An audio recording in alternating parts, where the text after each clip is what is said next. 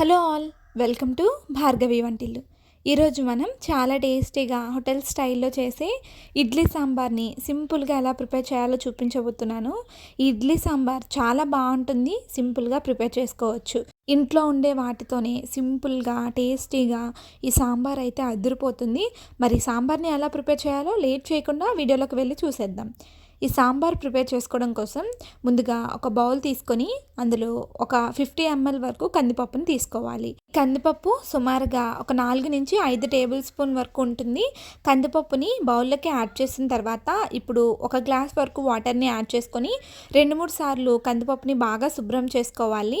ఇలా శుభ్రం చేసుకోవడం వల్ల కందిపప్పులో ఎలాంటి పురుగులు ఉన్నా సరే బయటకు వచ్చేస్తాయి. సో ఇలా వాష్ చేసుకున్న తర్వాత చూడండి, కందిపప్పుని ఈ విధంగా వాష్ చేసేసుకోవాలి. మనకి తెల్లగా కనిపించాలి. ఇప్పుడు ఇందులో ఒక పెద్ద ఉల్లిపాయని ఇలా నిలువుగా కట్ చేసుకొని యాడ్ చేసుకోవాలి. ఇప్పుడు ఒక పెద్ద టమాటాని నిలువుగా కట్ చేసుకొని యాడ్ చేసుకోవాలి. నేను ఒక పెద్ద సైజు టమాటాని ఈ విధంగా కట్ చేసుకొని యాడ్ చేస్తున్నాను. ఇప్పుడు 3 లేదా 4 పచ్చిమిర్చిని ఈ విధంగా కట్ చేసేసుకొని ఇందులో యాడ్ చేసేసుకోవాలి. ఇలా అన్నీ యాడ్ చేసిన తర్వాత ఇందులోకి ఒక 3 కప్పుల నుంచి 4 కప్పుల వరకు వాటర్ని యాడ్ చేసేసుకోవాలి. నాకు ఈ కందిపప్పు త్వరగా ఉడికిపోతుంది కాబట్టి నేను కుక్కర్లో పెట్టడం లేదండి. ఒకవేళ మీ కందిపప్పు త్వరగా ఉడకలేనిది అయితే కుక్కర్లో పెట్టుకొని ఒక 3 నుంచి 4 విజిల్స్ వచ్చేంత వరకు ఉడికించుకోవాలి. కందిపప్పుని స్టవ్ మీద పెట్టుకొని బాగా ఉడికించుకోవాలి. ఇప్పుడు ఒక బౌల్ తీసుకొని అందులో ఒక పెద్ద నిమ్మకాయ సైజ్ అంత చింతపండుని తీసుకొని ఇందులో వాటర్ని యాడ్ చేసుకొని చింతపండుని నానబెట్టుకోవాలి. మనం చింతపండుని ఎంత కరెక్ట్గా వేస్తే సాంబార్ టేస్ట్ అనేది అంత బాగుంటుంది. మనం చింతపండుని కరెక్ట్గా వేయకుండా ఎక్కువ కానీ తక్కువ కానీ యాడ్ చేసేసుకుంటే మనకి టేస్ట్ మారిపోతుంది. చూడండి, మనకి కందిపప్పు అనేది పర్ఫెక్ట్గా ఈ విధంగా ఉడికిపోయింది. ఎక్కడైనా సరే చిన్న చిన్న బద్దల్లాగా ఉండిపోతే ఇలా బాగా మెతిపేసుకోండి. మనకి హోటల్లో చేసే సాంబార్ అనేది చాలా సాఫ్ట్గా ఉంటుంది కదా. దీనికోసం ఒక మిక్సింగ్ జార్ తీసుకొని అందులో మనం ఉడికించుకొని పక్కన పెట్టుకున్న ఈ కందిపప్పు మొత్తాన్ని ఇందులో యాడ్ చేసేసుకోవాలి. మనకి కందిపప్పు టెక్స్చర్ అనేది చాలా సాఫ్ట్గా ఉండాలి. అలా ఉంటేనే మనకి టేస్ట్ అనేది బాగుంటుంది. ఈ కందిపప్పు మిక్చర్ మొత్తాన్ని యాడ్ చేసిన తర్వాత ఇప్పుడు మూత పెట్టుకుని వాటర్ ఏమీ వేయకుండా మెత్తగా మిక్సీ పట్టుకోవాలి. చూడండి, ఎంత మెత్తగా సాఫ్ట్గా అయిపోయింది కదా. ఇలా ప్రిపేర్ చేసుకున్న ఈ మిశ్రమాన్ని పక్కన పెట్టేసుకోవాలి.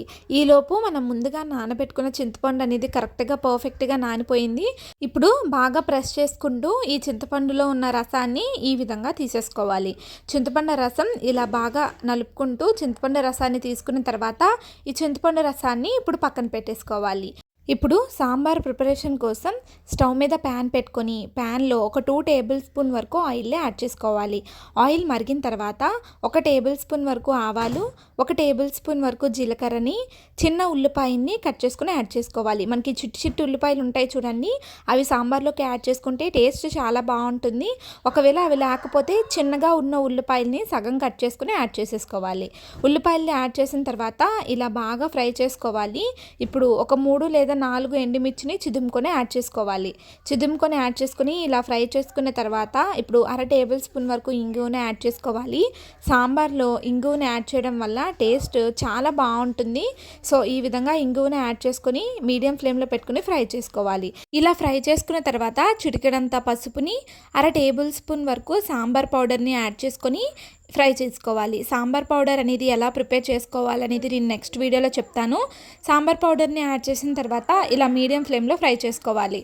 ఇలా బాగా ఫ్రై చేసిన తర్వాత ముందుగా మనం మిక్సీ పట్టుకున్న ఈ కందిపప్పు బ్యాటర్ మొత్తాన్ని ఇందులోకి యాడ్ చేసేసుకోవాలి.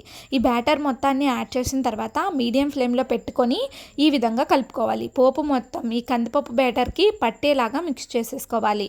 ఇలా మిక్స్ చేసుకొని చూడండి, ఈ బ్యాటర్ అనేది ఎంత థిక్గా ఉందో. సాంబార్ మనకి చాలా పలుచగా ఉంటుంది కాబట్టి మనం ముందుగా నానబెట్టుకొని రసం తీసుకున్న చింతపండుని చెయ్యి అడ్డం పెట్టుకొని ఈ విధంగా యాడ్ చేసేసుకోవాలి. ఇందులో తక్కువ అలాంటివి ఏమైనా ఉంటాయి కాబట్టి చెయ్యి అడ్డం పెట్టుకొని యాడ్ చేసుకోవడం వల్ల చూడండి ఇలాంటి పిప్ అనేది బయటకు వచ్చేస్తుంది.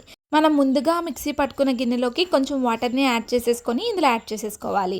తర్వాత ఒక గ్లాస్ వరకు వాటర్ని యాడ్ చేసుకుంటే కరెక్ట్గా మనకి సాంబార్ థిక్నెస్ అనేది వస్తుంది. వాటర్, చింతపండు రసం ఇవన్నీ కూడా యాడ్ చేసిన తర్వాత హై ఫ్లేమ్లో పెట్టుకొని ఈ విధంగా బాగా కలుపుకొని సాంబార్ని ఉడకనివ్వాలి. ఇలా బాగా కలుపుకుంటే మనకి థిక్నెస్ చూడండి ఈ విధంగా వచ్చింది కదా.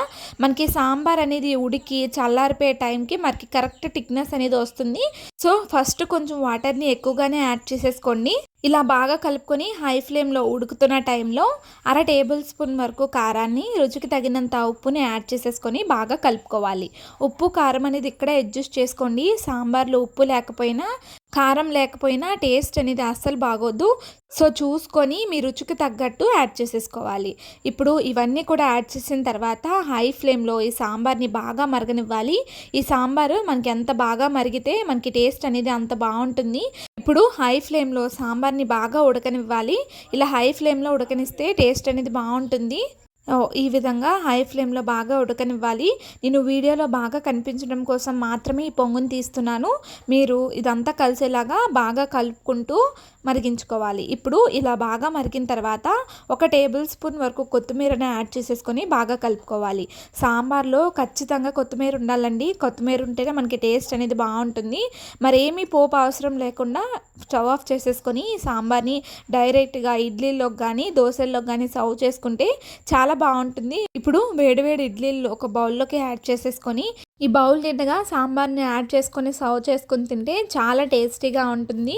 ఈ సాంబారు హోటల్లో చేసిన దానికన్నా బాగుంటుంది, అదిరిపోతుంది టేస్ట్ అయితే. మీరు కూడా ట్రై చేసి మీ ఫీడ్బ్యాక్ని నాకు కామెంట్ చేయండి. వీడియో నచ్చితే లైక్ చేసి సబ్స్క్రైబ్ చేయండి.